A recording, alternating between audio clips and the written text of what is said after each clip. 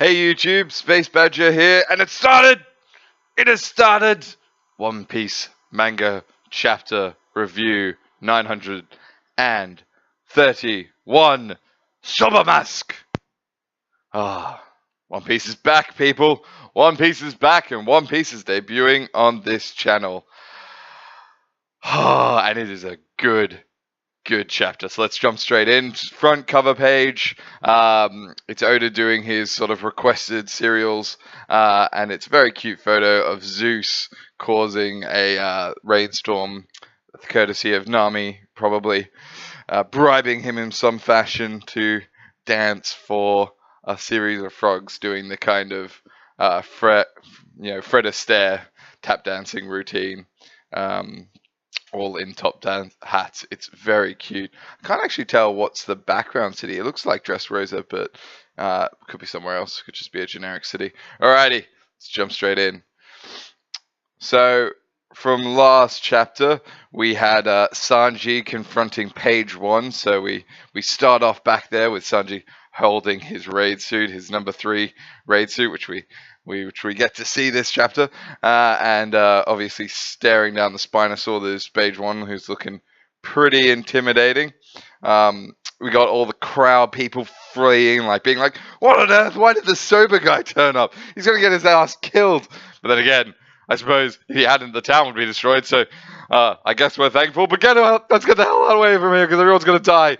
And and some major plot development in that final panel of this first page, with Sanji saying, "Look, we're fighting Yonkos," and presumably he's having flashbacks of having just dealt with the whole situation on Whole Cake Island, saying, "Yeah, okay, I need to start putting aside my pride because it's just going to get us in trouble." Look, that whole we're in a war now. The Straws are in a war with 2 Yonkos because of my pride.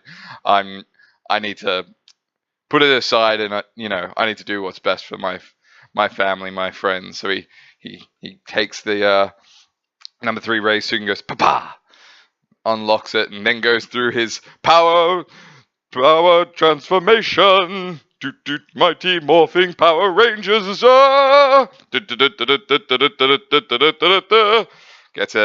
And some of the people, Usopp specifically, is being like, "What on earth is going on? Why are you getting naked?" And then we get the cool cape, the number 3. We get Frankie doing his Amazo eyes, being like, "It's a transformation! It's a transformation! What is this?" And bam! Stealth. Black. Number 3 of the evil Germa army. And I remember the first time I was reading this, I was like, "What? Who's saying this?" And it's Law, which is brilliant because Law's narrating like the Power Ranger transformation for the Germa 66 or Germa 66 transformation. And Sanji's like, "Why do you know this?" It's like, "I come from the North Blue. Everyone knows what this is." But I have to admit, I hated the Germa, which is interesting actually because Germa was fighting Sora the Warrior of the Sea, who's a Marine, who Law would also hate for obvious reasons. So I want to know more about Law's like geeky fandom of comics from the North Blue. I think that's absolutely fantastic. And Sanji responding to Law being like, "Yeah, I hate them too, you idiot." It's like, "Do you think I want to do this?" And I have to admit, the design of the suit is wicked. He does look a lot like Niji, like a lot like Niji. But I love that it wasn't a gag. I love that it's super serious. It's also very interesting because in the next panel, or over the next few panels, he starts talking about how he's going to get Frankie and Usopp to maybe amend it. But Page 1 is like, "Who on earth are you?" And he's like looking at him like, "Well, how have you transformed? What is going on?" And Sanji's just like, "I am SOBA MASK." And Frankie and Usopp are just like, no, we're not, no, you can't, no. You're not naming yourself that. It's not a thing. It's not okay. Moving on. And then Sanji just goes straight in, super quick, sort of like bounces up and comes speeding and goes bang, and like just does a punt, like a kick straight to the side of his face and goes crashing into a multi-story building. So the town is getting absolutely wrecked. And page one seems to sort of brush off this attack pretty easily and just sort of goes, huh? Where'd he go? What's happening? He disappeared. What's going? Ah! And then he takes another one straight to the chest, right to the sternum. Gets blown back. That one looks like it hurts a lot because you've got the god kind of reaction with Sanji going in. And then you got Usopp and Frankie reacting, being like, he's so strong and he's so fast. What's happening? And then Lord continues his dialogue, continues his referencing of his deep Sora, Knight of the Sea, deep comic geek knowledge, saying the comic strip Sora, the Warrior of the Sea, and his enemies, the army of the evil Germa 66, their member, Stealth Black. And we get this cool shot of what we're seeing, which is like the cape and general entire costume, including all of his facial features, kind of blending in with the environment. So you can see there's sort of shades of the where there's the dust, and that's kicking up, so that's causing a sort of flash. We can still see the three in the silhouette just for sort of stylistic effect, and the rest of it's blending in with the rubble and the dust and the sort of kick up from where where page one has gone crashing into the building. And yeah, Law continues his explanation, saying he projects his background onto his body, making it impossible to see him. And Sanji's kind of reacting. So we also get confirmation here that he didn't know any of this, right? He didn't know how he was going to look like. He didn't know any of the abilities of the suit. He's kind of figuring that out on the fly, and he's going, wait, with this suit, I've disappeared? And of course, flashbacks to Thriller Bark for when he's fighting Absalom, and when we first found out that, you know, the one devil fruit that Sanji would have eaten would have been the Suki Suki no Mi, to be able to turn invisible, to of course be able to peek on the ladies. I love it. It's still consistent with Sanji's character. I'm sure people are going to be like, oh, why does Sanji have such a thing for women? Because Sanji is a ladies' man, and that's okay. The beautiful female form, there is nothing wrong with wanting to appreciate it. That's my take on it. I'm going to stick to it. All right. So then we move right along, and Sanji's kind of realizing all of this, but we get page one reacting to having taken those two serious kicks, and turns into, I assume, his hybrid form. And it's pretty wicked. I would say I actually prefer this to when we saw Drake's hybrid form in a couple of pages ago. I love the black claws. He's got a corset around its waist, got a black giant jeans with a sort of skull belt around his waist, and obviously the hair still kind of stripping down, and a big page one tattoo reaching across from his right bicep up across his chest, with the one sort of ending off on his shoulder. It's a really wicked design, and for all we can see, even though he's taken a shot to the face and a shot to the chest, there's no perceivable battle damage at all. So kind of building up and sort of satisfying the hype that was around the 6 sort of dino warriors that work under Queen. And he says, show yourself! And he does a big slash. Now, what's interesting about this scene is it seems like Sanji's not cloaked for a minute. So I don't know in this attack whether or not page one can see him, or is using observation haki, or some mixture of the two, like he can see elements of him, because it's not like a perfect invisibility. The way it's drawn, it looks as if Sanji is fully visible, but that seems to be to the contrast of what we were seeing in the other scene, which is, it's the same shot, it's the same panel where Sanji was standing invisible, having done the blow to page one. What I like to think is that Sanji was still invisible, but what has happened is page one has kind of calmed down and has kind of been able to activate his observation haki, because I'm going to assume page one has observation haki at this point. Like, I would assume any of the top tiers of Kaido's forces are going to. And that's why he's screaming, show yourself. It's almost as if he knows where he is, because he's calmed down and he's launching the attack. So Sanji tries to block it with a kick and then get a clash, but page one, being a dino Zoan, is clearly stronger than Sanji, at least initially, and side swipes him through 1, 2, 3, 4, 5, many buildings, at least 6 or 7 buildings, so smashing through the town. And we got, Sanji and not Sanji, we got Usopp and Frankie reacting, being like, "Whoa, are you okay, Sanji? Is everything all right?" And Lord's just like, "Ancient types really are something." It's like, thanks for that, Law. Who are you going for? My personal belief at this point is he's actually like not quite going for Sanji because he kind of wants Page Wants to win because it's German tech. I think Law just likes being a troll, to be honest. Anyway, so Sanji's sort of, we immediately cut to Sanji. He's just standing there, but seemingly perfectly fine, having been smashed through all these buildings, being like, "Well, it hurt a little, but wow, like this suit's amazing and it's really durable." And Page One sort of reacting and going, "Ha! Yeah, well, he must be dead, so I've done my job here. Everything is fine."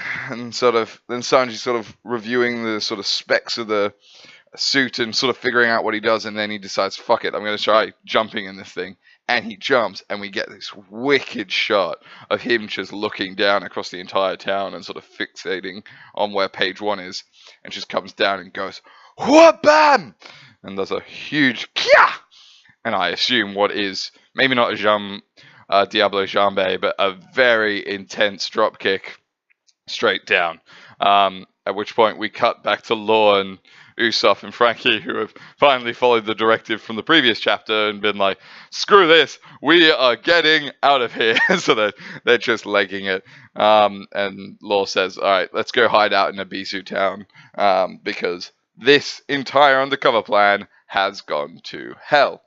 Right, and over to Orochi's castle, where we got Orochi being a useless twit. I mean, I really was hoping Orochi was actually going to be like a serious, like, fighter. I was really disappointed that he's a sort of comic gag character, because I don't understand why Kaido would tolerate him. I would assume that, why doesn't Kaido just wipe out everybody and just run it with an iron fist or a dragon fist? But whatever. I'm sure that will get explained at some point. And we get Robin sort of searching around the room, so using her powers, checking for false walls, because this is feudal Japan we're talking about, going through some various old documents and trying to, I assume, well, as she says, find some reference to the poneglyphs, because it being,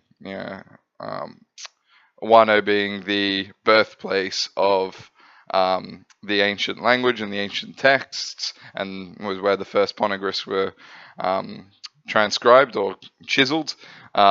She's trying to find some evidence of those and goes through, and then all of a sudden she turns around and we get this wicked double page spread of a whole host, like 10 or 11 ninjas, just all standing beside him. We got a huge giant dude clung from the wall. We've got a dude who's coming out of like a big fish. We've got some sort of more conventional, like Naruto striking pose ninjas, with one with a big mane who almost looks a bit like Madara from this distance. A few cute girls, some other female ninjas playing what looks like a lute, as well as sort of the standard guys with the sort of Oni masks, and as well as like a samurai sort of styled one with the sword in the traditional samurai armor. And Robin's just like, Oh god. And then we get the sort of caption, "Ninja squad that directly reports to the Wano Shogun, the Oni Waban." So yeah, Robin's like, God, wow, where did they come from? Oh my god. But of course they're ninjas, so they were probably spying on her for a while. And they're all kind of figuring out, I'm like, what? You've never heard of ninjas? Like, what's going on? And the other one's like, must be an outsider, I suppose. And then when another guy walks in who has one of the longest foreheads I've ever seen. He reminds me a bit of the guy from Dressrosa who had the sort of spiked horn for a head, who says, "I see, we've got a very lost geisha here.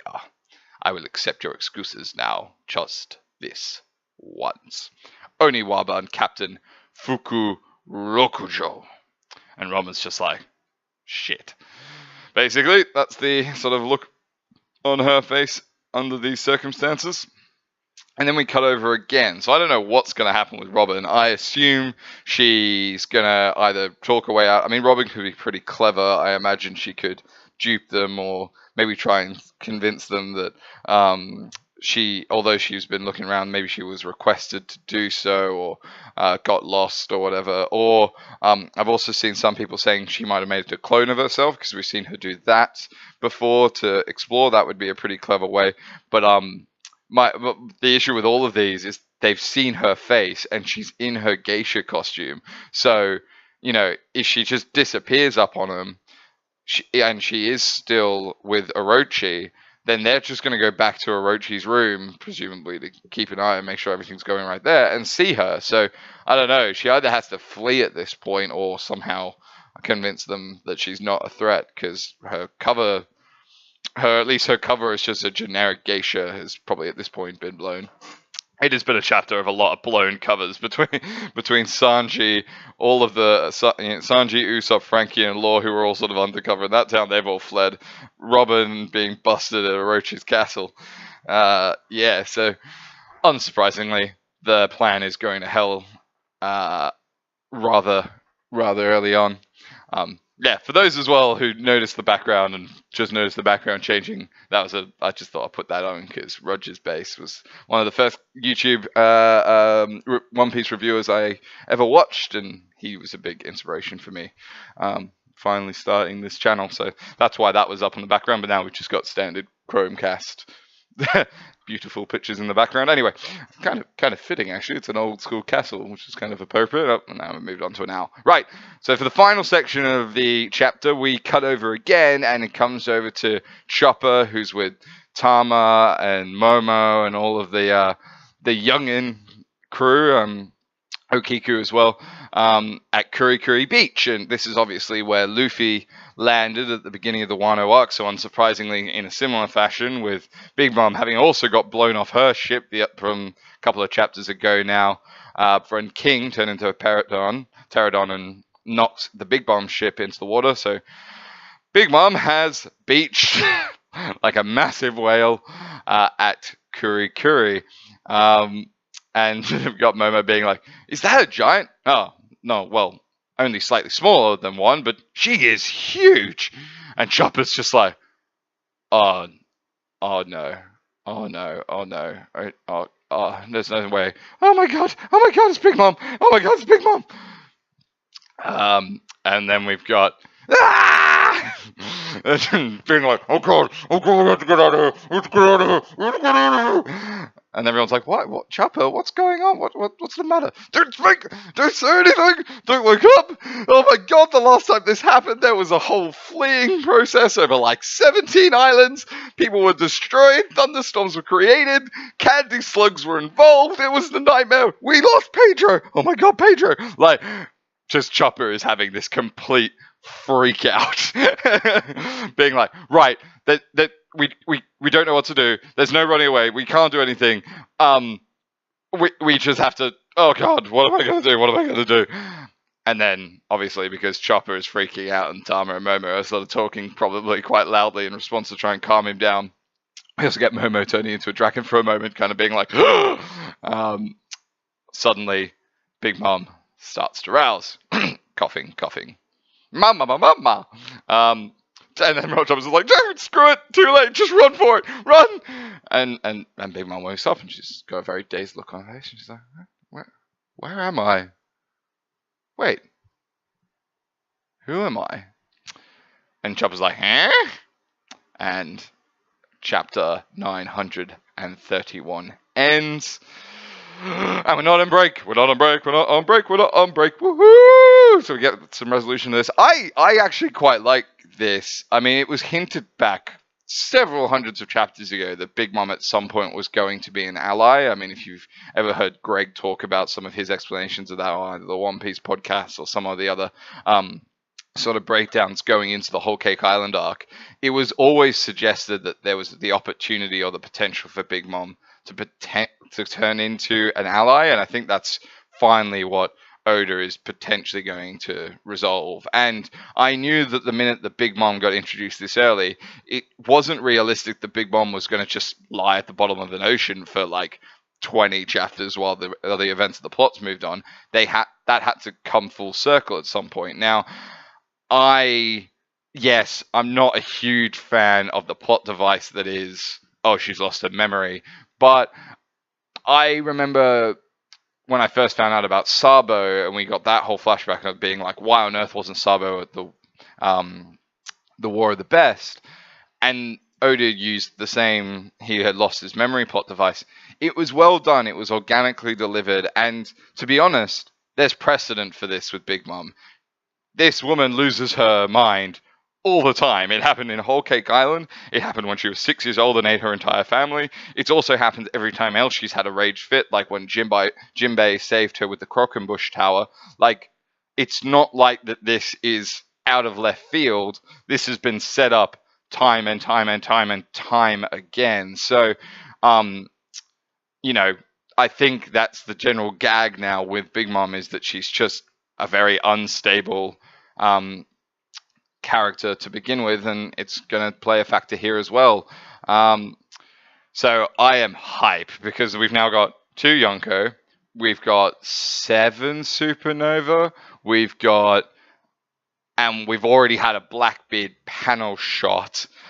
So I mean, we're in the Yonko arc, so I just love how Wano is being set up. And I remember I posted on a number of different forums, and I remember saying when Kaido one-shotted Luffy, being like, this is the most hype I have felt for an arc since pre-time skip. And I know that everyone's like, oh, pre-time skip was so much better. It was just that Oda had less to manage back then, and there had to be so much set up in the new world that I haven't really felt like we've ever had a sort of Straw Hat centric versus a big bad true confrontation, because there's been so much being like, no, we've got to set up Yonkos, we've got to set up alliances, we've got to pay off relationships with new supernovas, we've got to wrap up all of Dressrosa that had set up for the sort of Straw Hat Grand Fleet. What this feels like is finally Oda sort of knew that this was going to be the kind of Water 7-esque climax for the new world, and all the players are just coming together. We're not having to deliver any setup because a lot of the setup has happened already in previous arcs, and it's just going to be, you know, balls to walls action for the entirety of Wano. There's been 1 or 2 sort of slower chapters in the Wano arc, but generally it's been incredible pillar to post. And I also love the Zoe arc, but Zoe wasn't really an action arc per se. So yeah, I basically am loving Wano so far, and I cannot wait to see how this all pays off. And I imagine we're going to get some pretty funny scenes in the next couple of chapters of like Chopper and Big Mom kind of getting a new kind of buddy dynamic going on. I'd really like to see like Monster Point Chopper just befriending Big Mom, and them just sort of wandering around Kuri with like their little pet dragon and a couple of samurai being like, do, where is the crew? What's going on? It's okay, Big Mom. We'll find your friends. It's fine. We'll take care of you for the time being, but just come on, help us out, madame. So I reckon that will be a lot of fun. I'm basically just rambling at this point. I've been going on for 23 minutes. If you liked anything I had to say, please like, comment, subscribe, share this with all your friends.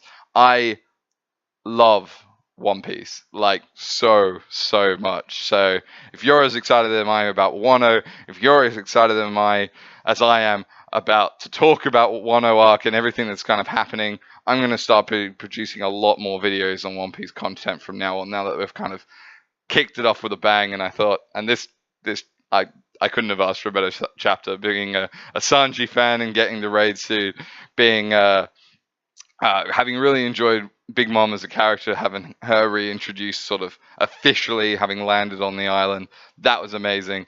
Yeah, I'm pumped. So please, join the Space Badger adventure. Till next time, everybody. Peace.